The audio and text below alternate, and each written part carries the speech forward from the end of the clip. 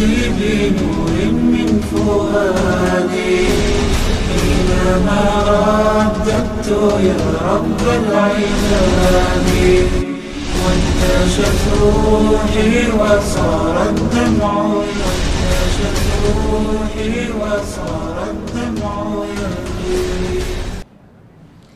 الحمد لله على إحسانه والشكر له على توفيقه وامتنانه، وأشهد أن لا إله إلا الله وحده لا شريك له تعظيما لشانه، وأشهد أن محمدا عبده ورسوله الداعي إلى رضوانه، وسلم عليه وعلى آله وأصحابه وأزواجه وذرياته وأتباعه. أما بعد، فأعوذ بالله السميع العليم من الشيطان الرجيم. بسم الله الرحمن الرحيم. إنما الصدقات للفقراء والمساكين والعاملين عليها والمؤلفة قلوبهم وفي الرقاب والغارمين وفي سبيل الله وابن السبيل فريضة من الله والله عليم حكيم. وقال جل سبحانه: أعوذ بالله من الشيطان الرجيم. ولا يحسبن الذين يبخلون بما آتاهم الله من فضله هو خير لهم بل هو شر لهم سيطوقون ما بخلوا به يوم القيامة ولله ميراث السماوات والأرض والله بما تعملون خبير. وعن انس بن مالك رضي الله عنه قال: قال رسول الله صلى الله عليه وسلم: ان الصدقة لتطفئ غضب الرب ولتدفع ميتة السوء، رواہ الترمذی وغیرہ. تمام تعریفات اللہ وحدہ لا شریک کے لیے سزاوار ہیں. ان گنت درود و سلام محمد عربی محمد الرسول اللہ صلی اللہ علیہ وسلم کے لیے لائق اور زیبا ہیں. تحمید و تسلیم اور حمد و صلات کے بعد، اللہ رب العالمین نے دنیا بنائی تو کسی کو امیر بنایا، کسی کو غریب بنایا، اور امیروں کو ذمہ داری دی کہ ہر سال غریبوں کا خیال رکھیں، اپنے مال سے زکوٰۃ ادا کریں تاکہ لوگ اپنی زندگی گزار سکیں. اللہ رب العالمین یہ بات پسند نہیں کرتا کہ ساری دولت چند لوگوں کے ماتحت آ کر رک جائے. کَإِ لَا يَكُونَ دُولَةً بَيْنَ الْأَغْنِيَاءِ. اللہ نے یہ جو زکوٰۃ رکھی ہے اس کا ایک بڑا مقصد یہ ہے تاکہ یہ صرف مالداروں کے بیچ میں مال نہ گھومتا رہے، غریبوں تک بھی مال پہنچے. اسی لیے زکوٰۃ کا کانسیپٹ اسلام میں ہے. لیکن ہم دیکھ رہے ہیں کہ امیر دن بدن امیر ترین ہوتے جا رہے ہیں اور غریب غربت کی سطح سے نیچے آ رہے ہیں. وجہ، ایک بڑی وجہ نظام زکوٰۃ مسلمانوں میں ختم ہو گیا ہے. من مانی چل رہی ہے. آدمی اپنی مرضی سے طے بھی کر رہا ہے اور اپنی مرضی سے اس کو صرف بھی کر رہا ہے. یہ دونوں ہی چیزیں غلط ہیں. نہ وہ اپنی مرضی سے طے کر سکتا ہے اور نہ ہی اپنی مرضی سے خرچ کر سکتا ہے. اسی لیے زکوٰۃ، صدقات انسان کی زندگی کے لیے بہت ہی معنی خیز ہیں. لغات میں زکوٰۃ کہتے ہیں طہارت، نمو، افزائش، برکت کو، بڑھنے کو. مال کا وہ مقررہ حصہ جو افزائش مال کے خاطر اور صاحب مال کے ظاہری اور باطنی طہارت کے خاطر رأس المال سے الگ کیا جائے، اس مقررہ حصے کو زکوٰۃ کہا جاتا ہے. وہ جب نکال لیا جائے گا تو رأس المال کی افزائش بند نہیں ہوگی، مال بڑھتا رہے گا.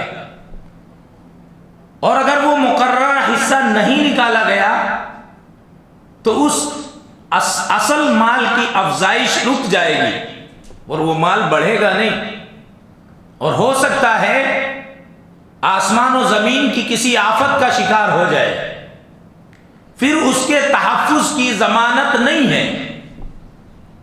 تو مال کو پاک کرنے اور صاحب مال کو پاک کرنے کا سب سے بڑا ذریعہ زکوٰۃ ہے۔ انسان کی طبیعت بھی پاک ہو جائے گی، اس کا ظاہر بھی پاک ہوگا۔ اللہ رب العالمین نے قرآن میں 29 مرتبہ زکوٰۃ کا لفظ بیان کیا ہے،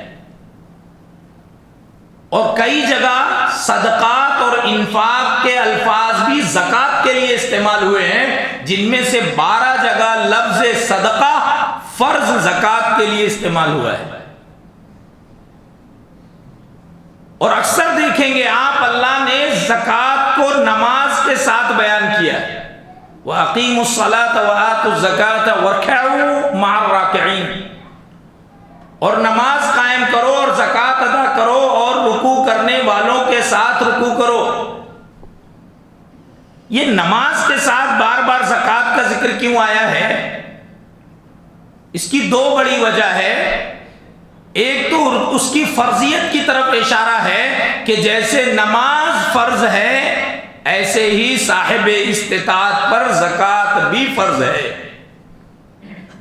دوسری چیز اس کی اجتماعیت کی طرف اشارہ ہے، جیسے نماز کے لیے پوری ملت کا جمع ہو کر نماز ادا کرنا ضروری ہے، اس کے لیے اجتماعیت شرط ہے، ایسے ہی زکوٰۃ کے لیے بھی اجتماعی نظام بیت المال کا ہونا فرض ہے۔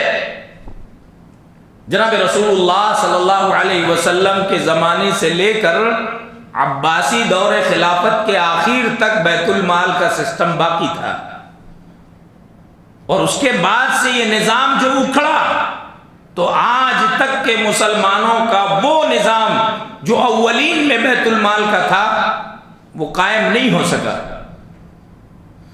تو زکوٰۃ کو نماز کے ساتھ فرضیت اور اجتماعیت دونوں بیان کرنے کے لیے اللہ نے اکثر ساتھ میں بیان کیا ہے۔ ہم جانتے ہیں کہ زکوٰۃ بھی اسلام کا ایک رکن ہے۔ اللہ رب العالمین نے ہر زمانے میں لوگوں پر زکوٰۃ کو لاگو کیا، کسی نہ کسی نصاب اور سلیبس اور کسی نہ کسی شکل میں۔ ابراہیم علیہ السلام، ان کے بیٹے اسحاق علیہ السلام، ان کے بیٹے یعقوب علیہ السلام، ان کے بارے میں اللہ نے فرمایا وَجَعَلْنَا أَئِمَّةً يَهْدُونَ بِأَمْرِنَا وَأَوْحَيْنَا إِلَيْهِمْ فِعْلَ الْخَيْرَاتِ وَإِقَامَ الصَّلَاةِ وَإِيتَاءَ الزَّكَاةِ وَكَانُوا لَنَا عَابِدِينَ۔ ہم نے ائمہ ہدی، انہیں ہدایت کے امام بنایا، ابراہیم، اسحاق، یعقوب کو۔ وَأَوْحَيْنَا إِلَيْهِمْ فِعْلَ الْخَيْرَاتِ، اور نیکی کے کام کرنے کی ہم نے ان کو تاکید کی، وحی کیا، اور نماز قائم کرنے کی اور زکوٰۃ ادا کرنے کی۔ وَكَانُوا لَنَا عَابِدِينَ، اور وہ سب کے سب ہماری عبادت کرنے والے تھے۔ زکوٰۃ کو عبادت کہا اللہ نے، اور اس عبادت کو ابراہیم، اسحاق اور یعقوب سے جوڑ دیا علیہم السلام۔ حضرت ابراہیم کے بیٹے اسماعیل علیہ السلام کے بارے میں اللہ نے فرمایا وَكَانَ يَأْمُرُ أَهْلَهُ بِالصَّلَاةِ وَالزَّكَاةِ وَكَانَ عِندَ رَبِّهِ مَرْضِيًّا۔ اسماعیل اپنے گھر والوں کو نماز اور زکوٰۃ کا حکم دیتے تھے، اور ان کی یہ صفت اللہ کو بڑی پسند تھی، اللہ کے نزدیک وہ پسندیدہ نبی تھے۔ بنی اسرائیل کے بارے میں اللہ نے فرمایا وَإِذْ أَخَذْنَا مِيثَاقَ بَنِي إِسْرَائِيلَ لَا تَعْبُدُونَ إِلَّا اللَّهَ وَبِالْوَالِدَيْنِ إِحْسَانًا وَذِي الْقُرْبَى وَالْيَتَامَى وَالْمَسَاكِينِ وَقُولُوا لِلنَّاسِ حُسْنًا وَأَقِيمُوا الصَّلَاةَ وَآتُوا الزَّكَاةَ ثُمَّ تَوَلَّيْتُم مِّن بَعْدِ ذَلِكَ ثُمَّ تَوَلَّيْتُمْ إِلَّا قَلِيلًا مِّنكُمْ وَأَنتُم مُّعْرِضُونَ۔ اور ہم نے عہد و پیمان لیا، کس سے؟ بنی اسرائیل سے، اگریمنٹ کیا کہ تم عبادت کرو گے تو صرف اللہ کی، اور والدین کے ساتھ حسن سلوک کرو گے، اور اپنا مال رشتہ داروں کو، ذوی القربى والیتامى، یتیموں کو، والمساکین، اور غریبوں کو، مساکین کو اپنا مال دو گے، اور وَقُولُوا لِلنَّاسِ حُسْنًا، لوگوں سے اچھی بھلی بات کرو گے، وَأَقِيمُوا الصَّلَاةَ، اور نماز قائم کرو، زکوٰۃ ادا کرو. لیکن تم میں سے اکثریت پھر گئی سوائے تھوڑے لوگوں کے، اور تم تو اعتراض کرنے والے ہی ہو، اعراض کرنے والے ہو. بنی اسرائیل کو بھی پابند کیا اللہ نے، نماز کے ساتھ زکوٰۃ کا پابند کیا. عیسیٰ علیہ السلام کے بارے میں اللہ نے فرمایا، عیسیٰ علیہ السلام نے بچپن میں جب نبوت کی بات کہی تو فرمایا وَأَوْصَانِي بِالصَّلَاةِ وَالزَّكَاةِ وَأَوْصَانِي بِالصَّلَاةِ وَالزَّكَاةِ مَا دُمْتُ حَيًّا. میرے رب نے مجھے وصیت کی ہے کہ میں جب تک زندہ رہوں نماز ادا کروں اور زکوٰۃ کی ادائیگی کروں. اور یہ بات حضرت عیسیٰ علیہ السلام نے مریم علیہ السلام کی گود میں کہا تھا جب اپنی نبوت کی بات کہی تھی. صلاۃ کے ساتھ اللہ نے نبیوں کو زکوٰۃ عطا کیا. اسی وجہ سے متفق علیہ روایت ہے، عبداللہ ابن عمر ابن الخطاب رضی اللہ عنہما فرماتے ہیں کہ رسول اللہ صلی اللہ علیہ وسلم نے فرمایا بنی الاسلام علی خمس، شہادت اللہ الہ الا اللہ وان محمد رسول اللہ واقام الصلاۃ وایتاء الزکاۃ وصوم رمضان وحج البیت ان استطاع الیہ سبیلا. اللہ نے جو اسلام کے 5 پلرز بنائے ہیں، 5 بنیادیں بنائی ہیں، ان میں زکوٰۃ بھی ہے. زکوٰۃ بھی ہر صاحب استطاعت پر فرض ہے. کیسے؟ 3 شرطوں کے ساتھ. یاد رکھیے زکوٰۃ ہی نیکی ہے، اصلی نیکی زکوٰۃ ہے. زکوٰۃ ادا کرنا اللہ کی رحمت کو دعوت دینے کا ذریعہ ہے، امن کی ضمانت ہے، ذخیرہ آخرت ہے. زکوٰۃ حقیقت میں انسان کو دین میں داخل کرنے کا ذریعہ ہے، اسلامی اخوت و بھائی چارگی کی سب سے بڑی مثال ہے، سب سے بڑا پروف ہے. اللہ رب العالمین نے جن لوگوں نے بھی زکوٰۃ دیا ان کے بارے میں کہا یہی لوگ کامیاب ہونے والے ہیں. قد افلح المؤمنون، مومنوں کی ایک لمبی فہرست بیان کرنے کے بعد اللہ نے کہا والذین هم للزکاۃ فاعلون، وہ لوگ جو زکوٰۃ ادا کرنے والے ہیں وہ مومن کامیاب ہونے والے ہیں. تو زکوٰۃ فرض ہے، اس کی فرضیت میں کسی بھی مسلمان کو شک نہیں ہو سکتا، اور اس سے جس نے بھی انکار کیا وہ کامل مومن نہیں ہو سکتا. 3 شرطیں ہمیشہ بنیادی شرطیں یاد رکھیے. زکوٰۃ کے لیے سب سے پہلی شرط ہے ملک تام. جس مال کی آپ کو جس پراپرٹی کی زکوٰۃ دینا ہے وہ ملکیت آپ کے قبضے میں ہو، کہیں اور نہ ہو، آپ کے اختیار اور آپ کے قبضے میں ہو. کسی نے آپ سے 2 لاکھ روپے قرض لیا تھا، اس آدمی کی وفات ہو گئی، بچے اس کے یتیم ہیں، اس کی طرف سے کوئی واپس کرنے والا نہیں ہے. اب آپ اس کی زکوٰۃ نہ نکالیں تو آپ گنہگار نہیں ہیں، کیونکہ وہ پیسہ آپ کے قبضے میں نہیں ہے. ملک تام، پوری ملکیت، پورا قبضہ، پہلی شرط. دوسری شرط ہے حولان حول. جس مال کی زکوٰۃ آپ نکالیں گے وہ نصاب کو پہنچ کر 1 سال گزر چکے ہوں. 1 سال گزرنے کے بعد اسلام نے زکوٰۃ لاگو کی ہے. 1 سال سے اتنا اور اتنے سے زیادہ آپ کے پاس ہے، نصاب سے زیادہ آپ کے پاس ہے. اس کو کتنا عرصہ؟ 1 سال ہو گیا، اس کے بعد آپ پر زکوٰۃ لاگو ہو گئی. کتنی رحمت ہے اللہ کی طرف سے. تیسری جو بنیادی شرط ہے وہ نصاب کو پہنچنا ہے. ہر وہ مال، ہر وہ شے جو اپنے اس مقدار کو پہنچ جائے جس مقدار میں اس پر زکوٰۃ لاگو ہوتی ہے، اسی مقدار کو نصاب کہتے ہیں. اور تمام چیزوں کے نصابات الگ ہیں.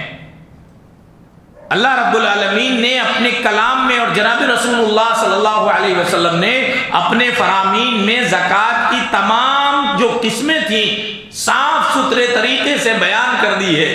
اور بہت آسان ہے زکوٰۃ نکالنا، مگر مسلمانوں نے دل کی خرابی کی وجہ سے، بخیلی کی وجہ سے یا دنیا کی محبت کی وجہ سے ان کے ذہن و دماغ پر جو مادیت کا غلبہ ہے، آخرت کی محبت کی جو کمی ہے، ایمان کی جو کمزوری ہے، اس وجہ سے وہ زکوٰۃ نہیں نکالتے، جبکہ زکوٰۃ کا نکالنا بہت ہی آسان ہے۔ میں اس کی فرضیت، اس کی فضیلت بیان کروں گا، اس سے پہلے میں آپ کو سلیبس بتانا چاہتا ہوں۔ زکوٰۃ میں سونے کا کیا سلیبس ہے؟ شیخ ابن ماجہ رحمہ اللہ نے عبداللہ ابن عمر، عائشہ رضی اللہ عنہما دونوں سے روایت نقل کی ہے، ان النبی صلی اللہ علیہ وسلم کان یاخذ من کل 20 دینارا فصاعدا نصف دینار ومن 40 دینارا دینارا۔ نبی صلی اللہ علیہ وسلم ہر 20 دینار میں سے آدھا دینار اور ہر 40 دینار میں سے 1 دینار لیتے تھے۔ جب اس کا حساب کیا گیا تو یہ 7.5 تولہ سونا ہوا۔ 7.5 تولہ سونا، 7.5 تولہ سونا۔ اب اگر آپ گرام میں دیکھیں تو 85 سے لے کے 87، 85 سے لے کے 87 گرام سونا۔ جب اتنا آپ کے پاس آپ کی ضروریات سے ہٹ کر آپ روز کھا پی رہے ہیں، آپ کا کاروبار چل رہا ہے، مگر آپ کے پاس 7.5 تولہ سونا آ کر 1 سال ہو گئے ہیں، سال بھر سے آپ کے پاس اتنی مقدار میں سونا ہے، تو ان کو دیکھو جن کے پاس کھانے کو اناج نہیں ہے، وہ بھی اللہ کے بندے ہیں۔ ان کو دیکھو جن کے پاس سونا دیکھنے کے لیے نہیں ہے، سال بھر سے آپ کے پاس 7.5 تولہ سونا اور اس سے زیادہ ہے، تو اس کا 40واں حصہ 2.5% زکوٰۃ ہے۔ کتنا سمپل، کتنا آسان، اور فرض ہے کیسے؟ جیسے نماز فرض ہے، اسے زکوٰۃ فرض ہے۔ زکوٰۃ کے سونے کے بعد میں چاندی کے بارے میں عرض کر دوں، امام بخاری رحمہ اللہ نے ابو سعید خدری رضی اللہ عنہ سے روایت نقل کی ہے کہ رسول اللہ صلی اللہ علیہ وسلم نے فرمایا، لیس فیما دون خمسۃ اوسق صدقہ من التمر صدقہ۔ 5 اوسق سے کم اگر کھجور ہے تو اس پر زکوٰۃ نہیں ہے۔ ولیس فیما دون 5 آواق من الورق صدقہ۔ 5 اوقیہ چاندی سے کم چاندی اگر کسی کے پاس ہے تو اس پر صدقہ نہیں ہے، اور 5 اونٹوں سے کم اگر کسی کے پاس اونٹ ہے تو ان اونٹوں پر صدقہ نہیں ہے، اس پر زکوٰۃ نہیں ہے۔ صدقہ یعنی زکوٰۃ۔ 5 وسق کھجور یعنی 725 گرام کھجور، 19 من کھجور، اتنی کھجور اگر کسی کے پاس ہے تو وہاں سے زکوٰۃ شروع ہوگی۔ اور چاندی 5 اوقیہ چاندی 595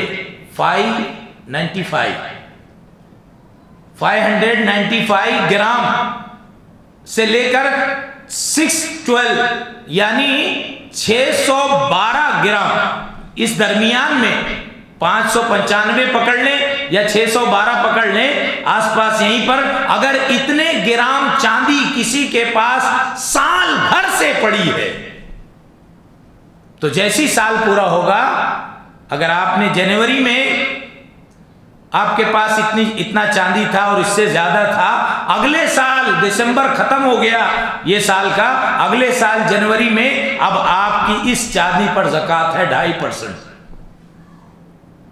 سونا 7.5 تولہ 85 سے 87 گرام اور چاندی 52.5 تولہ 595 سے 612 گرام کے آس پاس۔ اتنا سونا اور اتنی چاندی ہو تو آگے آپ پر 2.5% 40واں حصہ زکوٰۃ ہے۔ اموال تجارت کا بھی یہی ہے، حضرت ابو ذر غفاری رضی اللہ عنہ سے مروی ہے، جناب رسول اللہ صلی اللہ علیہ وسلم نے فرمایا فی الابل صدقتها وفی الغنم صدقتها وفی البقر صدقتها، اونٹ میں اس کا صدقہ ہے، گائے میں زکوٰۃ ہے، بکریوں میں زکوٰۃ ہے۔ شیخ ابن ماجہ اور دیگر محدثین نے ابو عمرو بن حماس، وہ اپنے ابا سے روایت کرتے ہیں، ان سے روایت نقل کی ہے کہ میرے چمڑے کی دکان تھی اور تیر کا ترکش تھا، اس کی دکانیں تھی۔ حضرت عمر بن خطاب رضی اللہ عنہ تشریف لائے تو انہوں نے کہا ادی صدقۃ، اس کی زکوٰۃ نکالو۔ میں نے کہا چمڑا اور ترکش کی، اس میں زکوٰۃ؟ کہا قوم ہو ثم اخرج صدقۃ، اس کا حساب لگا۔ کپڑے کی دکان پر جتنے کپڑے کی دکان اگر ہے تو جو مال تجارت آپ کے پاس ہے اس پر بھی زکوٰۃ ہے۔ نبی صلی اللہ علیہ وسلم نے فرمایا، حضرت عمر نے ان سے کہا کہ اپنے پورے مال کا حساب لگا اور اس کی زکوٰۃ دے۔ اب مال تجارت آپ کے پاس ہے تو اس کا کیا معیار پکڑیں گے؟ تو چاندی یا سونا، دونوں میں سے کوئی ایک معیار آپ پکڑ لیں۔ علماء کرام نے کہا ہے امت کے حق میں جو زیادہ بہتر ہے اس کو آپ معیار بنا لیں۔ اگر سونا معیار بنا لیتے ہیں کہ میرا مال تجارت اتنے پیسے کا ہے، جتنی قیمت آج 7.5 تولہ سونے کی ہے اتنی قیمت کا میرے پاس مال تجارت ہے، آپ تخمینہ نکال لیں، حساب کتاب کر لیں، تو آپ 7.5 تولہ سونے پہ جو زکوٰۃ لاگو ہوتی ہے وہ اس قیمت کے مال تجارت پر جو زکوٰۃ لاگو ہوتی ہے وہ زکوٰۃ آپ ادا کر دیں، یا چاندی کا اعتبار کر کے زکوٰۃ ادا کر دیں، دونوں میں اختیار ہے، لیکن امت کا فائدہ جس میں ہے اس کا لحاظ اور اس کا اعتبار کر لیں۔ مویشیوں کا کیا ہے، کھیتی کا کیا ہے؟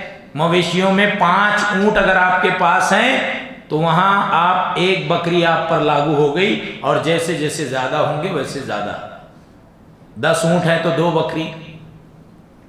اگر آپ کے پاس بکریاں ہیں، 40 بکریاں ہیں تو 1 بکری، اور اگر آپ کے پاس گائے ہیں، کوئی کسان ہے اس کے پاس گائے ہیں، ڈھور مویشی ہوتے ہیں، تو 30 گائے پر 1 گائے، یہ مویشیوں میں زکوٰۃ ہے۔ اسی طرح سے کھیتی، جناب رسول اللہ صلی اللہ علیہ وسلم نے فرمایا کھیتی میں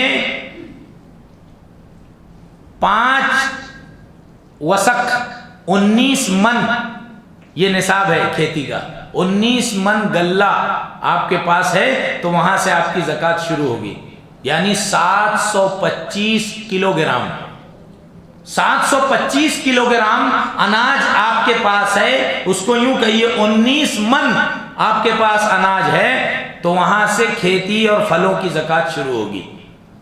اب زکوٰۃ کیسی ہوگی؟ چونکہ یہ چیزیں زمین سے اگتی ہیں، اگر سیرابی کرنے کے لیے اللہ کا پانی بغیر کسی نقدی قیمت کے، بارش کا پانی یا کسی نہر اور ندی کا پانی استعمال کیا گیا ہے، تو اس کھیتی پر پوری کھیتی کا، پورے مال کا 10واں حصہ آپ کو زکوٰۃ دینا ہوگا، اگر وہ 5 وسق سے زیادہ ہے۔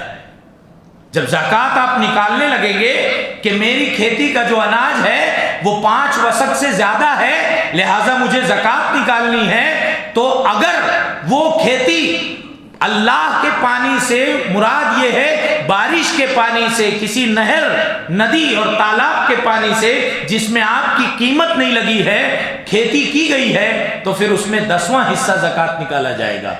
لیکن اگر وہ پیسے کا پانی لے کر کے کھیتی کی گئی ہے، باغ کو سینچا گیا ہے، تو اس کا 20واں حصہ زکوٰۃ، نصف عشر یعنی 20واں حصہ زکوٰۃ دی جائے گی۔ پھر سے میں عرض کر دوں، اگر کھیتی آپ نے اللہ کے ابر رحمت سے، بارش سے، کسی ندی نہر کے پانی سے کی ہے تو اس کا 10واں حصہ آپ پر زکوٰۃ ہے، اور اگر آپ نے پانی خرید کر کسی کے کنویں سے، کہیں سے خرید کر سیرابی کی ہے تو اس کا 20واں حصہ آپ پر زکوٰۃ لاگو ہے۔ اسی طرح دفینہ، اچانک گھر میں ایک ہنڈا نکل گیا، اب تو مسئلہ ہے کسی کو پتہ چل جائے تو پورا ایریا سیل ہو جائے گا، اور ہے بھی حق ہے، لیکن اگر آپ کو دفینہ مل گیا تو اسلام یہ کہتا ہے کہ اس کا 5واں حصہ آپ کو زکوٰۃ دینا ہے۔ 5واں حصہ اس کا، پورے میں سے 5 حصے اس کے کر لیں اور 1 حصہ زکوٰۃ۔ 5واں کا مطلب 5 میں سے 1۔ اگر آپ کان میں کھدائی کر رہے ہیں، کان میں کھدائی کر رہے ہیں، کوئی قیمتی چیز آپ کو کان میں مل گئی ہے جس کو معادن کہتے ہیں، تو معادن میں سے 40واں حصہ زکوٰۃ ہے، یعنی وہی 2.5%۔ یہ سسٹم کتنا بہتر ہے، سارا بتا دیا گیا ہے، ہر چیز کا بتا دیا گیا ہے، بڑی آسان سی بات ہے۔ بہت ساری چیزیں ایسی ہیں جن میں زکوٰۃ نہیں ہے۔ استعمال کی اگر آپ کے پاس سواری ہے، ہمیشہ آپ اسے استعمال کرتے ہیں، اس میں زکوٰۃ نہیں ہے۔ آپ کے استعمال کا مکان ہے، اس میں زکوٰۃ نہیں ہے، ایکسٹرا ہے تو اس پر زکوٰۃ ہے۔ آپ کا اپنا رہنے والا مکان ہے، اس پر زکوٰۃ نہیں ہے۔ سبزیوں کو بھی مستثنیٰ کر دیا، ان پر بھی کوئی زکوٰۃ نہیں ہے۔ تو یہ ساری چیزیں بتا دی گئی ہیں۔ زکوٰۃ فرض ہے، زکوٰۃ فرض ہے، فرمایا اللہ نے فریضۃ من اللہ واللہ علیم حکیم۔ فریضۃ من اللہ واللہ علیم حکیم، اللہ کی طرف سے فرض ہے، بغیر زکوٰۃ دیے چارہ نہیں ہے۔ اور آگے جو کہا وہ تحدید ہے، واللہ علیم حکیم، اور اللہ جاننے والا اور حکمت والا ہے، اس سے کوئی کسی کا کچھ چھپا نہیں ہے۔ کتنا بھی دل میں پلان کر تو اتنا دے دوں گا، ایسے کر لوں گا، ویسے کر لوں گا، اللہ دلوں کا علم رکھتا ہے، انہ علیم بذات الصدور۔ رکن ہے اسلام کا، بنی الاسلام علی 5، میں نے عرض کیا۔ تو رکن کسے کہتے ہیں؟ الرکن، امام بخاری رحمہ اللہ نے فرمایا الرکن ما لا یتم المأمور به الا به ولا اعتبار له فی الشرع مع عدمه۔ رکن کہتے ہیں کسی چیز کے ایسے پارٹ کو کہ جب تک اس کا وہ پارٹ اس میں نہ لگایا جائے، اس کا وہ جز اس میں نہ لگایا جائے، وہ چیز مکمل نہیں ہو سکتی۔ ایسے ہی اسلام کا ایک پارٹ ہے زکوٰۃ، اگر اس کو الگ کر دیا گیا تو اسلام مکمل نہیں ہو سکتا، اور شریعت میں ایسے اسلام کا کوئی اعتبار نہیں ہے جس کے تمام پارٹس اس میں نہ لگائے گئے۔ جیسے نماز ایک اسلام کا رکن ہے، جیسے نماز میں سجدہ ہے، یہ نماز کا ایک پارٹ ہے، وہ جز ہے، جب تک کہ سجدہ نہیں ہوگا تو وہ نماز نارمل نماز نہیں ہو سکتی۔ تو نماز کا ایک رکن جیسے ہے، ویسے ہی اسلام کا ایک رکن زکوٰۃ ہے۔ لیکن اب کچھ ہیلا سازیاں کر رہے ہیں، اور کتابوں میں لکھ دیا ہے لوگوں نے کہ جیسے ہی 11 مہینے ہوئے، 11 مہینے قریب آئے، 12 مہینے کے بعد زکوٰۃ لاگو ہوگی، تو 11ویں مہینے میں میاں اپنی بیوی سے کہے میں تمہیں ہبہ کر رہا ہوں، بیوی ہبہ قبول کر لے، پھر اس کے بعد اب تو اس کے پاس ہے ہی نہیں، تو یہ زکوٰۃ کہاں سے دے گا، کیونکہ اس نے تو بیوی کو ہبہ کر دیا۔ ایسا کیوں نہیں کہتا پڑوسن کو ہبہ کر دے، پڑوسن کو ہبہ کر دے، اپنی کسی خالہ کو، ممانی کو ہبہ کر دے۔ ہبہ میں بیوی ہی کیوں؟ تاکہ یہ گھر سے باہر جائے بھی نہ اور زکوٰۃ بھی نہ نکالنی پڑے۔ یہ کتنی گھناؤنی حیلہ سازی ہے۔ یہود و نصارہ ایسی ہی حیلہ سازیاں کیا کرتے تھے، اسی لیے ہلاک و برباد ہو گئے۔ لا ترتکبوا کما ارتکبت الیہود، اللہ کے نبی صلی اللہ علیہ وسلم نے فرمایا حیلہ سازیاں مت کرو جیسے یہود نے حیلہ سازی کی۔ اب بیوی کو ہبہ کر دیا، اب بیوی نے اپنے پاس 11 مہینے رکھا، اور جب 12واں مہینہ لگتا کہ زکوٰۃ لاگو ہوتی، 11ویں مہینے کے آخری میں بیوی اپنے شوہر کو ہبہ کر رہی ہے، اور علماء لکھ رہے ہیں ایسے کیا ہوگا، تم فائدے میں رہو گے، نہ تم پر زکوٰۃ لاگو ہوگی اور نہ تمہاری پراپرٹی میں کچھ کمی ہوگی۔ اللہ کو بے وقوف سمجھا ہے، نعوذ باللہ۔ کتابوں میں لکھ دیا یہ ہیلا کر لو، گنہگار بھی نہیں ہوں گے اور مسئلہ بھی حل ہو جائے گا. اس طرح سے زکوٰۃ روک لی. زکوٰۃ کے بارے میں نبی صلی اللہ علیہ وسلم کے حضرت ابو ہریرہ رضی اللہ عنہ سے امام بخاری رحمہ اللہ نے نقل فرمایا ان اعرابیا، اب یہاں سے واقعات میں عرض کروں گا، ان اعرابیا اتى النبی صلی اللہ علیہ وسلم، ایک اعرابی، ایک دیہاتی جناب رسول اللہ صلی اللہ علیہ وسلم کے پاس آیا اور کہا یا رسول اللہ صلی اللہ علیہ وسلم دلنی علی عمل اذا عملته دخلت الجنہ، مجھے کوئی ایسا عمل بتائیے میں وہ کروں تو جنت میں چلا جاؤں. تو نبی صلی اللہ علیہ وسلم نے اسے تاکید کی 5 وقت کی فرض نمازیں پڑھ اور اللہ نے جو مفروضہ زکوٰۃ رکھی ہے وہ ادا کر، رمضان کے روزے رکھ. تو اس نے کہا واللہ، سب سے پہلے آپ نے فرمایا تعبد اللہ ولا تشرک بہ شیئا، اللہ کی عبادت کر اس کے ساتھ کسی کو شریک نہ کر. وتقیم الصلاۃ المکتوبہ، جو 5 نمازیں فرض ہیں اس کو پڑھ لے. وتؤدی الزکاۃ المفروضہ، جو زکوٰۃ فرض اور لاگو ہے وہ زکوٰۃ ادا کر. وتصوم رمضان، رمضان کا روزہ رکھ. تو اس نے کہا واللہ لا ازید علی ھذا، قسم اللہ کی میں اس سے کچھ بھی زیادہ نہیں کروں گا، جتنا آپ نے بتایا اتنا ہی کروں گا. فلما ولا، جب پلٹا آپ سے ملاقات کر کے تو نبی صلی اللہ علیہ وسلم نے فرمایا من سرہ ان ينظر الى رجل من اہل الجنہ فلینظر الى ھذا، جو کسی جنتی کو زمین پر دیکھنا چاہتا ہے وہ اس آدمی کو دیکھے اگر یہ اپنے دعوے میں سچا ہے. کتنی آسان ہے جنت، ہم نے کتنی مشکل بنا لی ہے. وہ ضروری چیزیں ہم سے نہیں ہو رہی ہیں، نماز ہم سے ادائیگی نہیں ہو رہی، پابندی نہیں ہو رہی، زکوٰۃ میں ہم ہیلا سازی کر رہے ہیں. یاد رکھیے زکوٰۃ میں ہیلا سازی کرنے والوں کا انجام بہت برا ہے. دیکھیے اللہ نے فرمایا جب کوئی زکوٰۃ ادا کرے گا تو اس کو برکت ہی برکت ملے گی. میں 1-2 واقعہ اس میں عرض کر دوں. نبی صلی اللہ علیہ وسلم نے فرمایا ایک آدمی کے بارے میں کہ بیابان میں کھڑا تھا، کھیت کھلیان میں، اس نے بادل میں سے آواز سنی. بادل میں سے آواز آ رہی تھی فلاں کے کھیت کو، باغ کو سیراب کر. بادل میں سے آواز آئی اور بادل چلنے لگا تو یہ بادل کے پیچھے پیچھے چلنے لگا کہ آخر میں دیکھوں یہ بادل کہاں جاتا ہے. بادل کے ساتھ ساتھ گیا اور اس نے دیکھا کہ بادل تو ایک چٹیل زمین پر پانی گرا دیا، تو یہ پانی کے ساتھ ساتھ جا رہا ہے. پانی راستہ بناتے بناتے، نالی بناتے بناتے ایک کھیت میں گیا اور کھیت میں ایک حضرت اپنی کھیت کی زمین کو کدال سے صحیح کر رہے تھے، پانی کے لیے راستہ بنا رہے تھے.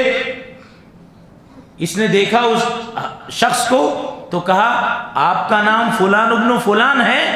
کہا ہاں میں ہی ہوں. کہا میں نے بھی آسمانوں میں آپ کا نام سنا ہے، بادل کو حکم ہوا تھا کہ اس کے کھیت کو سیراب کر، میں نے پانی کا پیچھا کر کے آپ کے باغ کا راستہ معلوم کیا.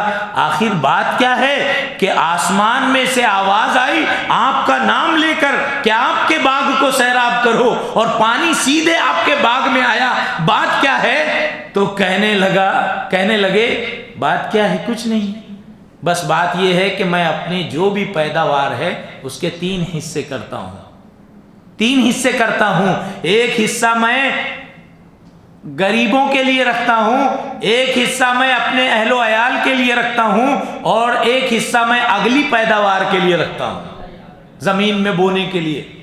3 حصہ 1/3 میں رکھتا ہوں، 1/3 اللہ کے غریب مستحق بندوں تک دیتا ہوں، اور 1/3 میں اگلی پیداوار کے لیے رکھتا ہوں.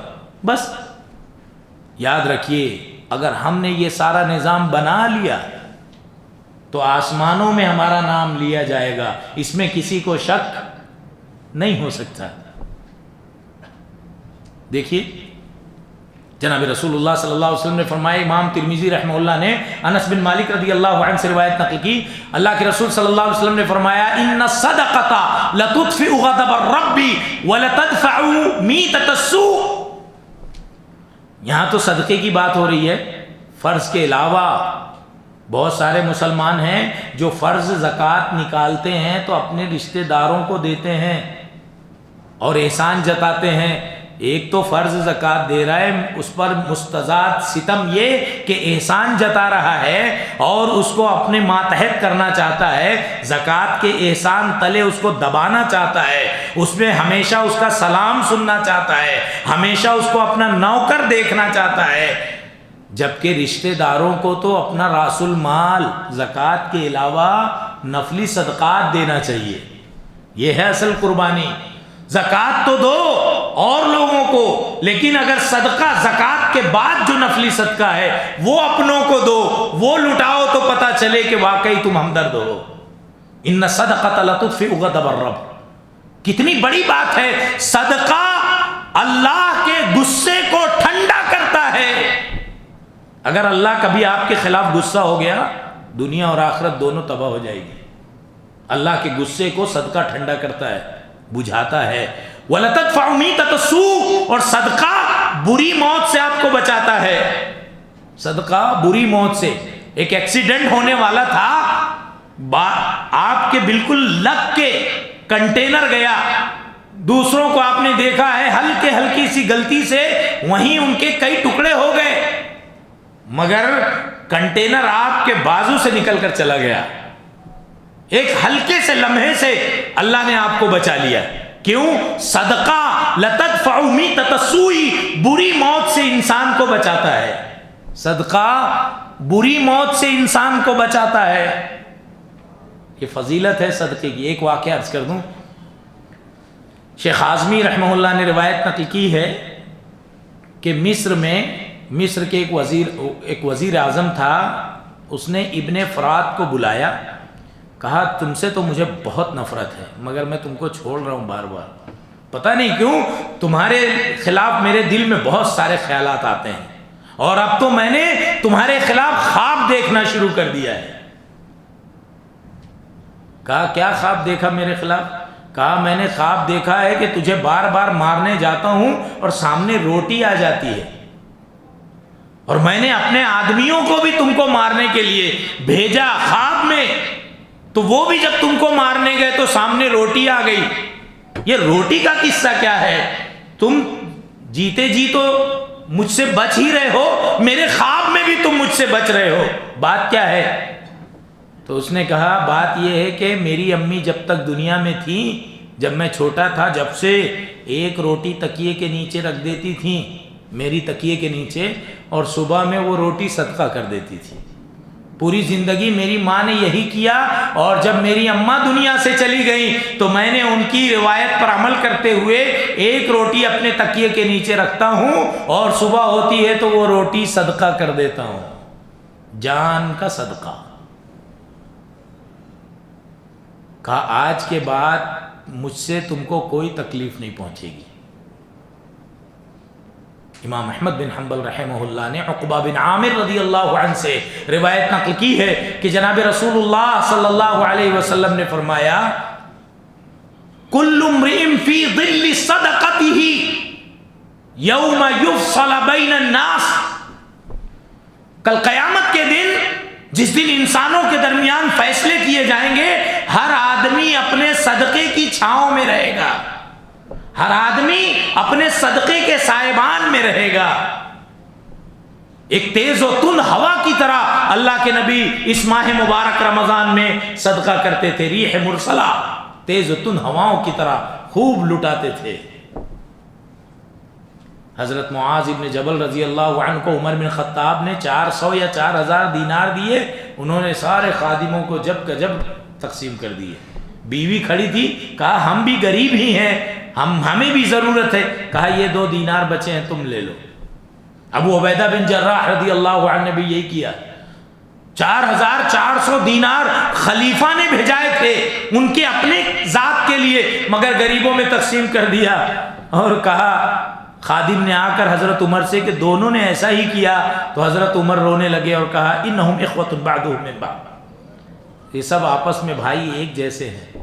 حضرت معاویہ رضی اللہ عنہ نے 80,000 درہم حضرت عائشہ رضی اللہ عنہا کے لیے بھیجے، تو حضرت عائشہ نے سارے درہم تقسیم کر دیے، 80,000 دراہم تقسیم کرنے کے بعد خادمہ نے کہا اگر 2-4 درہم روک لیتی تو ہمارے گوشت کے کام آ جاتا۔ ارے تو نے پہلے بتایا کیوں نہیں؟ چل اب تو میں نے سب دے دیا غریبوں کو۔ حضرت عائشہ بزرگ ہو گئی تھی جب کی بات ہے، حضرت معاویہ نے ملک شام سے بھیجا تھا۔ یہ صحابہ اور صحابیات دنیا کے لیے کچھ رکھتے نہیں تھے، لٹانے کا مزاج تھا، اور مسلمان ہیلا سازی کر رہے ہیں، پھر کہہ رہے ہیں کہ دعائیں قبول کیوں نہیں ہوتی؟ دعائیں کہاں سے قبول ہوگی؟ نفل تو چھوڑو، آپ فرض کی ادائیگی نہیں کر رہے ہیں۔ میرا یہ ماننا ہے، اور شاید آپ بھی اس سے اتفاق کریں، کہ اگر مسلمان صحیح ڈھنگ سے صحیح طریقے سے زکوٰۃ کی ادائیگی کرنے لگے تو مسلم معاشرے میں کوئی بھی غریب انشاءاللہ نہیں رہے گا، مسلم عورتوں کے پاس کشکول نہیں ہوں گے، روزگار کے لیے ڈیوٹی کے لیے ہمارے غریب بچے در در کی ٹھوکریں نہیں کھائیں گے، ان کا اپنا ایک چھوٹا موٹا کاروبار ہوگا۔ لیکن عمرہ پہلے زکوٰۃ نکالیں تو صحیح۔ نبی صلی اللہ علیہ وسلم کو اللہ نے حکم دیا خذ من اموالہم صدقۃ تطہرہم وتزکیہم بہا وصلی علیہم، اے نبی ان کے مالوں سے زکوٰۃ لو تاکہ ان کے ظاہر کا، ان کے باطن کا، ان کے نفس کا کی طہارت ہو، تزکیہ ہو، اور ان کے مالوں کا بھی تزکیہ ہو۔ اور جناب رسول اللہ صلی اللہ علیہ وسلم نے حضرت معاذ کو یمن بھیجا تو یہ تاکید کی کہ مال، زکوٰۃ کا جو مال ہے تؤخذ من اغنیائہم وترد فی فقرائہم، مالداروں سے لے کر غریبوں میں تقسیم کرنا، جہاں سے لینا وہیں کے غریبوں میں بانٹ دینا۔ آپ دنیا کے کونے کونے میں لوگ آ رہے ہیں، ملک کے کونے کونے سے، آپ اپنی خطیر رقم حضرت کی شعلہ بیاں تقریر سے متاثر ہو کر آپ دے رہے ہیں۔ میں نے دیکھا ہے لوگ آتے ہیں، ان کے بارے میں میں خود جانتا ہوں مگر بیان نہیں کر سکتا، وہ آتے ہیں ایک تقریر کرتے ہیں، آپ متاثر ہوتے ہیں اور لاکھوں روپے چند گھنٹوں میں آپ ان کی جھولی میں ڈال دیتے ہیں۔ آپ کے علاقے کی جو بیوائیں ہیں ان کو وہاں سے آ کر کوئی مدد کرے گا؟ یہ ہمارے اس علاقے کی جو بیوہ عورتیں ہیں، جو یتیم بچے ہیں، گریبان پکڑ لیں گے آپ کا، وہاں سے کوئی ملک کے کسی اور کونے سے آ کر ان کی کوئی مدد کرے گا؟ ان کی مدد یہیں سے ہوگی۔ ہم ان کی مدد تو چھوڑ دیے صاحب، ہمارے خاندان میں، ہمارے گھرانوں میں بے شمار لوگ محتاج ہیں، مسکین ہیں، ہم نے ان کی تو مدد نہیں کی۔ دور دراز کوئی آدمی آ گیا، اس کی تقریر سے ہم متاثر ہو گئے اور ہم نے اپنی پوری خطیر رقم اس کے حوالے کر دی، اور کبھی پلٹ کر دیکھا بھی نہیں کہ جو یونیورسٹی اور جامعہ کہہ رہا ہے وہ جامعہ اور یونیورسٹی ہے کہ نہیں ہے۔ اللہ رحم فرمائے، میں نے تو خود تجزیہ کیا ہے، وہ ایک الگ چیپٹر ہے کہ امت میں کیا لوٹ مار مچی ہے، وہ ایک الگ چیپٹر ہے، ایک الگ سبجیکٹ ہے، لیکن اصل یہ ہے مال کی زکوٰۃ کا جو کانسیپٹ ہے وہ یہ ہے کہ جس علاقے کے لوگوں سے لیا جائے گا پہلے اس علاقے کے غریبوں کی ضروریات پر خرچ ہوگی، یہ ہے اسلام میں زکوٰۃ کا کانسیپٹ۔ مگر افسوس ہم نے اس سسٹم کو سمجھا ہی نہیں ہے، ہمارے پاس تو سسٹم ہے ہی نہیں۔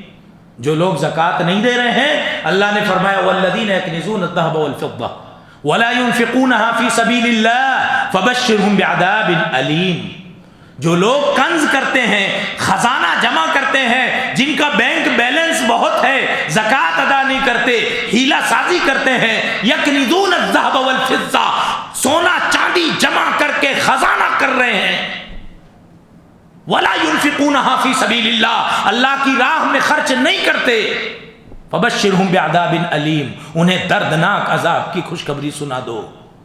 یوم یحمى علیہا فی نار جہنم فتکوی بها جباہهم وجنوبهم وظہورهم هذا ما لانفسکم فذوقوا ما کنتم تکنزون. ان کے مالوں کو جہنم کی آگ میں تپایا جائے گا، تختیاں بنا کر، مالوں کو، سونے چاندی کو تختیاں بنا کر، پلیٹ بنا کر جہنم کی آگ میں، جو دنیا کی آگ سے 69 درجہ زیادہ تیز ہے، اس میں تپا کر کے ان کے چہروں کو، ان کی پیٹھ کو، ان کے بازوؤں کو داغا جائے گا. اور اللہ کے فرشتے کہیں گے ھذا ما کنزتم لانفسکم فذوقوا ما کنتم تکنزون. تم جو خزانہ کرتے تھے یہ تمہارا خزانہ ہے، یہ لو، اس کا مزہ چکھو. امام بخاری رحمہ اللہ نے ابو ہریرہ رضی اللہ عنہ سے روایت نقل کی کہ جناب رسول اللہ صلی اللہ علیہ وسلم نے فرمایا من آتاہ اللہ مالا فلم یؤد زکاتہ مثل له یوم القیامت شجاعا اقرع له زبیبتان یاخذ بلہزمتیہ ویقول انا مالک انا کنزک. ثم تلا هذه الآية ولا يحسبن الذين يبخلون بما آتاهم الله من فضله هو خير لهم بل هو شر لهم سيطوقون ما بخلوا به يوم القيامة ولله ميراث السماوات والأرض والله بما تعملون خبير. حضرت ابو ہریرہ رضی اللہ عنہ فرماتے ہیں نبی صلی اللہ علیہ وسلم نے فرمایا جس کو اللہ نے مال دیا اور وہ اپنے مال دیا، اللہ نے دیا، اللہ نے بہت سو کو محروم رکھا، لیکن ان سینکڑوں کروڑوں لوگوں میں، ہزاروں لوگوں میں چن کر کے جس کو اللہ نے مال دیا اس کی آزمائش بنایا، لیکن اس نے زکوٰۃ نہیں دی، زکوٰۃ نہیں دی، تو اللہ نے کل قیامت کے دن اللہ اس کے مال کو 2 بانچھوں والا سانپ بنا دے گا، اور قیامت کے دن وہ سانپ اس کے گلے میں لپیٹ دیا جائے گا، اور سامنے آ کر جبڑوں کو اپنی 2 بانچھوں سے مارے گا، منہ میں داخل ہوگا بالکل چہرے کے پاس. سانپ کا نام سن کر لوگ ڈرتے ہیں، اور سانپ اگر کبھی غلطی سے بیڈ پر آ جائے، اپنے کپڑے پر آ جائے، تو سب سے پہلے انسان اس کو اپنے سے دور کرتا ہے یا خود دور بھاگتا ہے. یہاں دور ہونے کا کوئی آپشن نہیں ہے. کیوں؟ اس لیے کہ گردن میں لپیٹ دیا گیا ہے، اب یہ دور بھاگ ہی نہیں سکتا، اور سامنے بالکل آنکھ کے سامنے 2 بانچھیں ہیں اور جبڑوں میں مار رہا ہے، ایسا لگتا ہے کہ یہ منہ میں گھس جائے گا. وَيَقُولُ، اور وہ کہے گا ازدہا، کہے گا انا کنزکا انا مالکا، میں تیرا خزانہ ہوں، میں تیرا مال ہوں. چپکے زمینیں خریدتا جا رہا ہے، زمینیں بڑھاتا جا رہا ہے، لوگوں سے چھپا کر پراپرٹی پر پراپرٹی بنا رہا ہے، لوگوں کو جھوٹ بولتا ہے، کبھی اپنے بیٹے کے نام پر لیتا ہے، کبھی بیوی کے نام پر لیتا ہے، کبھی چھوٹے بھائی کے نام پر لیتا ہے، تو ساری جگہ اپنے اختیار، اپنا قبضہ، اور زکوٰۃ نہیں دیتا، اور سمجھ رہا ہے کہ نظام کائنات بنانے والے کو وہ اپنی حرکتوں سے، اپنے حیلوں سے دھوکہ دے گا. تو یہ عذاب ہے آخرت میں. دنیا میں بھی عذاب ہے. دنیا میں سب سے بڑا عذاب تو قحط ہے، دانے دانے کی محتاجگی ہوگی. شیخ ابن ماجہ اور طبرانی رحمہم اللہ نے عبداللہ ابن عمر رضی اللہ عنہما سے روایت نقل کی ہے کہ جناب رسول اللہ صلی اللہ علیہ وسلم نے فرمایا وَمَا مَنَعَ قَوْمٌ زَكَاةَ أَمْوَالِهِمْ إِلَّا مُنِعُوا الْقَطْرَ مِنَ السَّمَاءِ وَلَوْلَا الْبَهَائِمُ لَمْ يُمْطَرُوا. جو قوم زکوٰۃ روک لے گی، اللہ آسمان سے ابر رحمت کو روک لے گا، اور اگر یہ کیڑے مکوڑے، یہ جانور چوپائے نہیں ہوتے تو زکوٰۃ نہ دینے والی قوم کو اللہ ایک قطرہ پانی بھی نہیں دیتا. اللہ اتنا غضبناک ہوتا ہے زکوٰۃ نہیں دینے والوں سے. دیکھو اللہ نے فرمایا، ایک باغ والوں کا قصہ نقل کیا. باغ والے تھے، بڑی پراپرٹی تھی، گاؤں میں بہت سے لوگ ہوتے ہیں، شہروں میں بہت سے لوگ ہوتے ہیں بڑی پراپرٹی والے، مگر کوئی حساب لینے والا نہیں ہے. اگر وہ زکوٰۃ دے، صرف زکوٰۃ نکالے تو کئی لاکھ ان کی زکوٰۃ نکلے گی، مگر زکوٰۃ نہیں نکال رہے ہیں، پوری قوم کو عذاب میں مبتلا کر رکھا ہے. باغ والے تھے، باغ والے ابا جب تک تھے تو سارا سسٹم صحیح چل رہا تھا. باپ کیا کرتا تھا جب کٹائی ہوتی تھی کھیت میں تو رات کی تاریکی ہی میں غریبوں کو کھیت پر بلا لیتا تھا. ابھی یہ مال مارکیٹ میں جائے گا, بکے گا, تب جا کر کے اس کا پیسہ اس کے گھر پر آئے گا. کب بکے گا, کب اس کو فائدہ ملے گا, سب سے پہلے غریبوں کو کھیت میں بلاتا تھا اور 3 حصے کر کے ایک حصہ غریبوں کا جو بنتا تھا وہ ان غریبوں میں تقسیم کر دیتا تھا, ایک حصہ جو اگلی پیداوار کے لیے اس کو محفوظ کر دیتا تھا, اور جب تیسرا حصہ بچتا تھا اسے بازار میں بچواتا تھا. باپ تو مر گیا, بیٹوں کا دور آیا. زکوٰۃ کا سسٹم یہی ہے. اللہ چاہتا ہے کہ مال ایسے بٹتا رہے انسانوں میں. ایک آدمی جب دنیا سے مر جاتا ہے, اس کے 4 بیٹے ہوتے ہیں تو مال 4 بیٹوں میں تقسیم ہوتا ہے. اللہ کا یہ اللہ کی منشا ہے, اللہ کی مرضی ہے کہ مال کئی لا یکون دولۃ بین الاغنیاء صرف مالداروں کے بیچ میں نہ رہ جائے بلکہ اور انسانوں کے پاس جائے. کبھی یہ امیر بنے تو کبھی وہ امیر بنے, کبھی یہ زکوٰۃ لینے والا بن جائے تو کبھی وہ زکوٰۃ دینے والا بن جائے. کئی لا یکون دولۃ بین الاغنیاء. لیکن جب بیٹوں کا دور آیا تو انہوں نے کہا کہ اب ابا بے وقوف تھے, ابا مرحوم کو اب میں کیا کہوں, بے وقوف تھے, ان کو سمجھتا نہیں تھا. کیوں بھائی کیا ہوا؟ ارے یہ کوئی بات ہوئی, اپنا کھیت اپنی کمائی سب کچھ اپنا ہے اور غریبوں کو راتوں رات بلا لیتے تھے. صبح تڑکے غریب آ کر اپنا حق لے جاتے تھے. نہیں, چاروں بیٹھ کر خسر پسر کر رہے ہیں, رات میں اندھیرے میں پلان بنا رہے ہیں, عرش والا دیکھ رہا ہے, فرشتے نوٹ کر رہے ہیں. ایک نے کہا سنو بس بہت ہو گیا, اب تو ابا ہے نہیں, ہم کیا کریں گے, رات میں کٹائی کر کے راتوں رات سارا مال بازار بھجوا دیں گے, نہ رہے گا کھیت. غریب آئیں گے, دیکھیں گے ارے کٹائی ہو گئی, اناج تو ہے نہیں, واپس چلے جائیں گے, اور ہم تم تو وہاں رہیں گے نہیں. بس سمجھ جائیں گے کہ اب بس بند, بہت ہو گیا ان کا, اب ان کو نہیں دیا جائے گا. ابا تھے تو دیتے تھے, اللہ بھی ان کو دیتا تھا. ابا گئے تو بیٹوں نے پلان چینج کیا. الشیطان یعدکم الفقر ویأمرکم بالفحشاء واللہ یعدکم مغفرۃ وفضلا واللہ واسع علیم. شیطان ہے جو تمہیں آ کر دھمکاتا ہے, ایسے ایسے لٹاتے رہو گے تو ختم ہو جائے گا. ذرا سخت بنو, تم بزنس مین بنو. تاجر آدمی 1-1 روپے کا حساب رکھتا ہے, تم کیسے بزنس مین ہو؟ تم تو سب فنا ہو جاؤ گے, تمہارے بیٹے تو سڑک پر آ جائیں گے, بھیک کو لگ جائیں گے. بے وقوف ہو, اپنے مال کی حفاظت کرو. شیطان ایسے دھمکاتا ہے. واللہ یعدکم مغفرۃ وفضلا. لیکن یہی شیطان جب فحش کی بات آتی ہے, موبائل خریدنے کی بات آتی ہے, اپنا 4 ویلر چینج کرنے کی بات آتی ہے, اپنے گھر میں لاکھوں کروڑوں روپے باتھ روم میں خرچ ہو جائے تو کوئی حرج نہیں ہے, موبائل میں خرچ ہو کوئی حرج نہیں ہے, اپنی عیاشی پر خرچ ہو کوئی حرج نہیں ہے, کیونکہ شیطان وہاں آ کر ڈراتا نہیں ڈراتا. وَيَأْمُرُكُمْ بِالْفَحْشَاءِ وَاللَّهُ يَعِدُكُمْ مَغْفِرَةً مِّنْهُ وَفَضْلًا. لیکن اللہ تم سے وعدہ کرتا ہے کہ تم اگر اپنا مال اللہ کی راہ میں دیتے رہو گے تو اللہ تم کو اور بڑھا کر دے گا. اس کے خزانے میں کوئی کمی نہیں ہے. اللہ وسعت اور علم والا ہے, فضل والا ہے.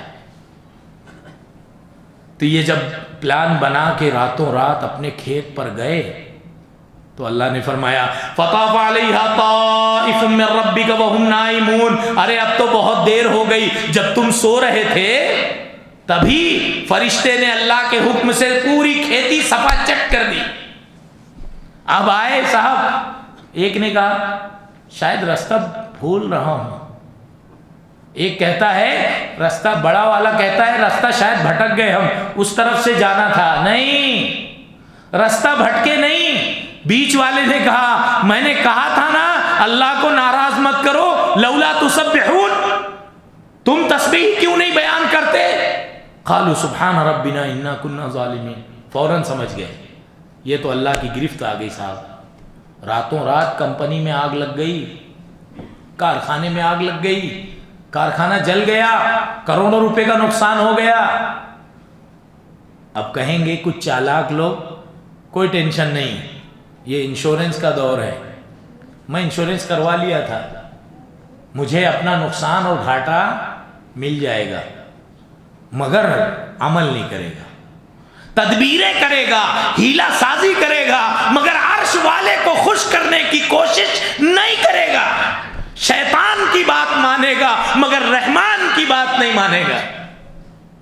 حضرت ابوبکر صدیق رضی اللہ عنہ نے زکوٰۃ نہ دینے والوں کے خلاف قتال کیا، فرمائے واللہ لأقاتلن من فرق الصلاة والزکاة، قسم اللہ کی جو لوگ نماز اور زکوٰۃ میں فرق کریں گے میں ان سے قتال کروں گا، اور قتال کیا، خود بھی شریک ہوئے۔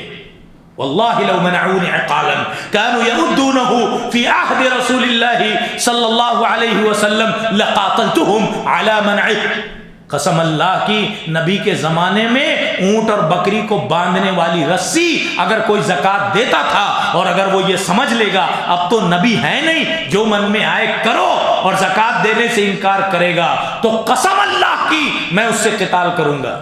منکرین زکوٰۃ کچھ بادیہ نشینوں، صحرا نشینوں اور گاؤں کے قبائل نے زکوٰۃ دینے سے انکار کر دیا۔ صحابہ کرام نے کہا اے خلیفۃ رسول اللہ، اے اللہ کے رسول کے خلیفہ، ابھی حالات بڑے ناسازگار ہیں، آپ حملہ نہ کریں۔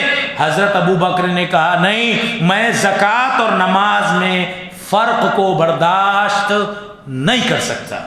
اتنا بڑا اقدام تھا حضرت ابو بکر کا، یہ فیصلہ اتنا دور اندیشی پر مبنی تھا کہ سارے فتنے جو اٹھنے والے تھے سب وہیں کے وہیں دب گئے۔ زکوٰۃ میں کوئی سمجھوتا نہیں ہے میرے بھائیوں، اگر اللہ نے ہم کو دیا ہے تو لاکھوں کروڑوں کو محروم رکھا ہے۔ زکوٰۃ کے مصارف کے بارے میں دو چار باتیں عرض کر دوں۔ اللہ نے فرمایا انما الصدقات للفقراء والمساکین والعاملین علیہا والمؤلفۃ قلوبہم وفی الرقاب والغارمین وفی سبیل اللہ وابن السبیل۔ زکوٰۃ کے 8 مصارف اللہ نے بیان کیے ہیں، سورہ توبہ اٹھائیے پڑھیے، 8 مصارف زکوٰۃ کے۔ نمبر 1 اس کو یاد کر لیں آپ، 8 مصارف یہاں آپ کی زکوٰۃ کا پیسہ جانا چاہیے۔ للفقراء والمساکین، سب سے پہلا نام لیا فقراء اور دوسرا نام مساکین، مسکینوں کو۔ فقراء کون؟ سماج کا وہ غریب جس کے گھر میں کھانے کو نہیں ہے، اب وہ کھانے کے لیے منہ کھولنے پر مجبور ہو گیا ہے، بھائی کچھ دے دو۔ پیشہ ورانہ فقراء نہیں، اب تو فقیروں کی بھی ایک ٹیم بن گئی ہے صاحب، دوسرے بھی مذہب کے لوگ اسلامی حلیے میں آ کر بھیک مانگ رہے ہیں، اور اپنے ہی بے شمار مسلمان ہیں اربوں روپے۔ ممبئی کا ایک فقیر کہتا ہے میں بہت بھیک مانگتا ہوں تو اور لوگ 3 ٹائم کھانا کھاتے ہیں، مجھے 4 ٹائم کھانے کی ضرورت پڑتی ہے کیونکہ بھیک مانگنا پڑتا ہے۔ انٹرویو میں نے خود پڑھا تھا، تو مجھے 4 بار کھانا پڑتا ہے، ایک وقت میں کھانے میں کتنا پیسہ لگتا ہے؟ تو فقیر نے کہا 80 روپے لگتے ہیں، دلی دربار کے علاوہ میں کہیں نہیں کھا پاتا، دن میں 4 بار کھاتا ہوں، 80 روپے لگتے ہیں، کتنے ہو گئے؟ 320 روپے صرف کھانے میں خرچ کرتا ہے۔ آپ کے پاس کچھ پراپرٹی ہے؟ ہاں، بینڈرا میں، باندرا میں، ممبئی سینٹرل میں ایک فلیٹ ہے، وہاں ایک فلیٹ ہے، ممبرا میں 3 فلیٹ ہیں، گنایا تو کروڑوں روپے ہو گئے۔ اور کوئی کاروبار ہے؟ میرے 4-5 آٹو چلتے ہیں۔ تو کہا کہ پھر یہ نوبت کیوں آ گئی؟ اب تو بھیک مانگنا، روزی پہ لات مت مارو۔ ارے یہ روزی بنا لی، روزی پہ لات مت مارو کہہ رہے، اس کو ہی روزی بنا لی۔ ایک فقیر کو میں نے اپنی آنکھ سے دیکھا، دوسرے فقیر نے اس سے، بارش کا موسم ہے، چھاتا لے کر چل رہا ہے، دوسرے فقیر نے پوچھا اور خیریت؟ بولے کیا خیریت پوچھتے ہو، کام دھندا ہے نہیں، اور خیریت پوچھنے لگے۔ کام دھندا بنا لیا۔ پروفیشن کس نے کہا تھا آپ کو بنانے؟ فقر یعنی اتنی محتاجگی کہ آدمی کھانے کے لیے کسی کے سامنے ہاتھ پھیلا دے تو ٹھیک ہے، مگر یہ کہ اسی کو بزنس بنا لے اور کہے کہ میری روزی ہے۔ ایسے فقیروں کو جانچیے، دیکھیے میں دے رہا ہوں کس کو دے رہا ہوں۔ تو زکوٰۃ کے مصارف فقراء ہیں، اور دوسرے ایک فقیر ہیں جن کو فقیر نہیں کہتے اس لیے کہ وہ مانگتے نہیں مگر ہیں فقیروں جیسے، گھر میں تھوڑا سا پیسہ ہے، جیب میں 2-4 روپے ہیں، برتن ابھی بیچ سکتا ہے، زیور کے آخری ٹکڑے کہیں ہیں، کچھ بیچ کے کام چلا لے گا، مگر مسکین بیچارہ بولتا نہیں، وہ بھی فقیر کے حکم میں ہے۔ مسکینوں کو پہچاننے کا سب سے آسان طریقہ ہے کہ ان کی آمدنی اور ان کے اخراجات اور افراد خانہ تینوں کا جائزہ لیجئے تو پتہ چلے گا کہ اتنی مہنگائی میں 5 بچے ہیں اور آمدنی 10,000 روپے ہے، کیسے چلتا ہوگا؟ بس سمجھ جائیے وہ شخص مسکین ہے۔ یحسبهم الجاہل اغنیاء من التعفف، جن کو معلوم نہیں ہے وہ لوگ ان کے سفید اور اجلے کپڑے اور ان کے رہن سہن اور ان کی خاموشی اور ان کے چہروں کی مسکراہٹ دیکھ کر سمجھتے ہیں اس کو کوئی ضرورت نہیں ہے، مگر اس سے پوچھو کہ فقیروں سے کہیں زیادہ اس کو ضرورت ہے۔ اس کو ماں کا علاج کروانا ہے، اس کو بیوی کا علاج کروانا ہے، اس کو بچے کے اسکول کی فیس بھرنا ہے، اس کو گھر کا کرایہ دینا ہے، لیکن اس کی زبان پر سوال نہیں اٹھتا، وہ مانگتا نہیں، دنیا اس کو امیر سمجھ رہی ہے۔ تو فقراء، پھر مساکین، فقیروں سے زیادہ میں یہ سمجھتا ہوں آج مساکین ضرورت مند ہیں۔ فقیروں نے تو پیشہ بنا لیا ہے۔ للفقراء والمساکین والعاملین علیہا، زکوٰۃ وصولی کرنے والوں پر کچھ وصولی کرنے کے لیے کچھ عمال اللہ کے نبی اور صحابہ رکھتے تھے۔ ان کا کام یہ تھا سال کے 12 مہینے مختلف علاقوں کی زکوٰۃ وصول کر کے بیت المال تک پہنچائیں۔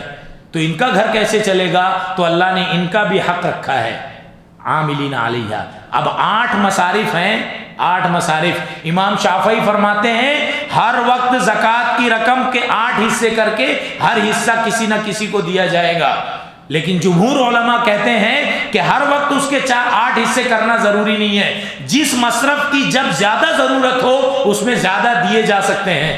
مگر یہاں ایک بات یہ سمجھ میں آئی کہ جو لوگ زکوٰۃ وصولی کرنے پر مقرر ہیں ان کا بھی 8 میں سے کتنا حصہ ہے؟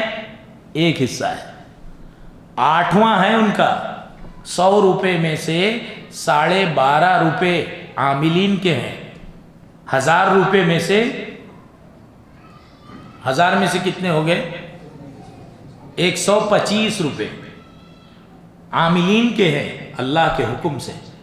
8واں حصہ ہے، کوئی عیب کی بات نہیں ہے۔ اگر کوئی یہی کام کر رہا ہے، محنت کر رہا ہے، سفر کی صعوبتیں برداشت کر رہا ہے، دن کو دن نہیں، رات کو رات نہیں سمجھا، بیوی بچوں سے کوسوں دور ہے، کب کیا ہوگا کوئی گارنٹی نہیں ہے، مگر وہ اس کام میں مصروف ہے تو بڑا معزز ہے۔ اس کو 8 میں سے 1 حصہ لینے کا اللہ نے حق عطا کیا ہے۔ والعاملین علیہا والمؤلفۃ قلوبہم، اور جو نئے نئے مسلمان ہیں ان کا خیال رکھو، ان کے تالیف قلب کا سامان کرو۔ انہوں نے اسلام تو قبول کر لیا، آپ نے کلمہ تو پڑھا دیا، آگے کی ان کی زندگی کو دیکھو، ان کے گھر والوں نے اس کو نکال باہر پھینکا ہے، خاندان نے سوشل بائیکاٹ کر دیا ہے، اس کے دل کی تالیف کے لیے دو، زکوٰۃ کا پیسہ دو۔ والمؤلفۃ قلوبہم وفی الرقاب، جو گردنیں قید ہیں، مسلمان ہیں، قید و بند کی صعوبت میں ہیں، ان کو آزاد کرانے کے لیے جو سنستھائیں، جو تنظیمیں ان کا کیس لڑ رہی ہیں، ان تنظیموں کو طاقت دو تاکہ ان کی گردن چھڑائیں، ان کو قید سے آزاد کرائیں۔ وفی الرقاب والغارمین، اور قرض داروں کو، بیچارہ قرض کے بوجھ سے دبا چلا جا رہا ہے، 3-4 لاکھ روپے قرضہ ہو گئے ہیں، 10,000 اس کی آمدنی ہے، یا تو وہ گھر چلائے یا تو یہ قرضے کی مار برداشت کرے، ایسے قرض داروں کو بھی زکوٰۃ دو۔ والغارمین علیہا والغارمین وفی سبیل اللہ، اور اللہ کی راہ میں دو، اسلام کا، مسلمانوں کا ڈیفینس کرنے کے لیے جب ضرورت پڑے خرچ کرو۔ اور اس کے ساتھ ساتھ علمی مدارس، علمی قلعے اور جو بھی علمی کام ہو رہا ہے اس میں بھی جو رفاہ عام کے لیے کیا جا رہا ہے، اللہ کے راستے کی بڑی وسعت ہے، اس میں خرچ کرو۔ اور آخری جو فرمایا وابن السبیل، اس کا بہت کم اس کی ضرورت پڑتی ہے، اس لیے آخری میں بیان کیا۔ کوئی مسافر اپنے گھر کا کروڑ پتی ہے مگر کہیں جا رہا تھا، اس کا بٹوا چوری ہو گیا، اب وہ کیا کرے، اس کے بینک میں بیلنس نہیں ہے، بڑا زمیندار آدمی ہے، گھر کیسے جائے؟ تو ایسے مسافر کو اگر ضرورت ہو تو زکوٰۃ میں سے اس کو بھی دو۔ یہ 8 مصارف اللہ نے بیان کر دیے۔ وفی الرقاب والغارمین وفی سبیل اللہ وابن السبیل۔ آخر میں عرض کروں گا شیطان کی باتوں میں نہ آئیں۔ یہ بھی عرض کروں گا کہ سود اور بیع و شرع، سود اور صدقات میں فرق کرو۔ آج مغربی دنیا نے اس بات کو تسلیم کر لیا ہے کہ سود انسان کو ختم کرنے اور مٹانے کا ذریعہ ہے۔ اللہ نے 1400 سال پہلے کہا تھا یمحق اللہ الربا ویربی الصدقات، اللہ سود کو مٹاتا ہے اور صدقات کو بڑھاتا ہے۔ یہ اللہ کا سسٹم ہے۔ ایسا لگ رہا ہے خرچ کرنے سے کم ہوگا، ہرگز نہیں۔ مثل الذین ينفقون اموالهم فی سبیل اللہ کمثل حبۃ انبتت 7 سنابل فی کل سنبلۃ 100 حبۃ واللہ یضاعف لمن یشاء۔ اللہ نے فرمایا مثال ہے ان لوگوں کی جو اللہ کی راہ میں خرچ کرتے ہیں، اس پودے کی طرح ہے۔ ایک بیج کسان نے ڈالا تھا، اس ایک بیج گیہوں کے ایک دانے سے کتنی بالیاں پیدا ہوئیں؟ 7 بالیاں۔ ایک دانے میں سے کتنی بالی نکلی؟ 7 بالی۔ اور ہر بالی میں، ہر سنبلہ میں کتنے دانے ہیں؟ 100 دانے ہیں۔ ہم تو کبھی گنے نہیں۔ قرآن کا یہ چیلنج ہے، قرآن نے بتا دیا کہ ایک دانے سے 7 بالیاں اور ہر بالی میں کتنے دانے؟ 100 دانے۔ یہ اللہ کے یہاں کا نظام ہے۔ وَأَقْرِضُوا اللَّهَ قَرْضًا حَسَنًا، اللہ کو قرض حسنہ دو، کبھی گھاٹا ہو سکتا۔ ایک دانہ بویا 700 دانے نکلے۔ واللہ یضاعف لمن یشاء، اللہ جس کو چاہے اور زیادہ دے سکتا ہے، بادلوں میں بھی آواز آ سکتی۔ تو میرے بھائیوں، زکوٰۃ کی قدر و قیمت کو سمجھیں، اور اس سے زیادہ ضروری یہ ہے کہ آپ کا مال خرچ کہاں ہو رہا ہے، کس کے پاس جا رہا ہے۔ اگر کسی کے بارے میں آپ نے سنا ہے کہ وہ بیڈ ریسٹ پر ہے، ہاسپٹل میں ایڈمٹ ہے، تو پہلے اس کو ترجیح دو، اس کے مرض کا علاج کرواؤ۔ کسی غریب خاتون کو دیکھو کہ اس کے گھر میں چولہا نہیں جلتا، اس کے پاس راشن نہیں ہے، تو ان کو پہلے ترجیح دو۔ پیشہ وارانہ لوگوں کو مت دو، وہ بڑے خطیر رقم کو لوٹ مار مچائے ہوئے ہیں۔ اللہ دین کی صحیح سمجھ عطا فرمائے۔ رب العالمین ہمیں حسن عمل کی توفیق دے اور ہمارے اعمال کو شرف قبولیت سے نوازے۔ آمین۔ وآخر دعوانا الحمدللہ رب العالمین۔ سبحانک اللہ۔ أشرقت نفسي بنور من فؤادي حينما رددت يا رب العباد، وانتشت روحي وصار الدمع، وانتشت روحي وصار الدمع